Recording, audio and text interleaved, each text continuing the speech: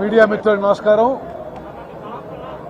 Jubilee hills నియోజకవర్గ ఓటర్లందరికీ నమస్కారం తెలియజేస్తూ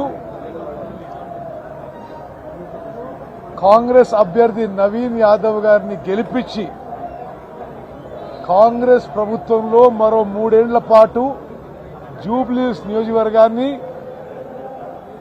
అద్భుతంగా అభివృద్ధి చేసుకునే అవకాశం మరి తీసుకోవాలని చెప్పి జూబ్లీ హిల్స్ ఓటర్ని అప్పీల్ చేస్తున్నాము.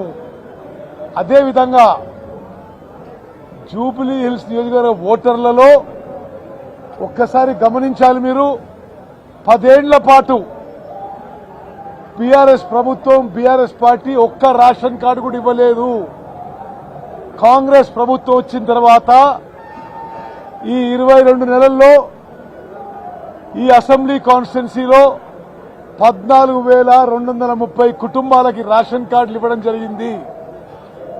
అదేవిధంగా జూబ్లీ హిల్స్ నియోజకవర్గంలో 67,000 మంది అదనంగా 67,000 మందికి రేషన్ బియ్యం ఇవ్వడం కాంగ్రెస్ ప్రభుత్వంలోనే మొదలైంది.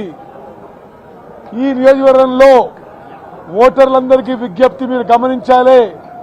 2,40,000 మందికి ప్రతి నెల ఉచితంగా మంచి క్వాలిటీ సన్న బియ్యం ఇస్తుంది. మరి కాంగ్రెస్ పార్టీ కాంగ్రెస్ ప్రభుత్వం అనే విషయం అందరూ గుర్తుపెట్టుకోవాలని చెప్పి నేను మనవి చేస్తున్నా. చివరిగా मेरे मुसलमान भाई बहन याद रखना, हमेशा कांग्रेस पार्टी आपके साथ है.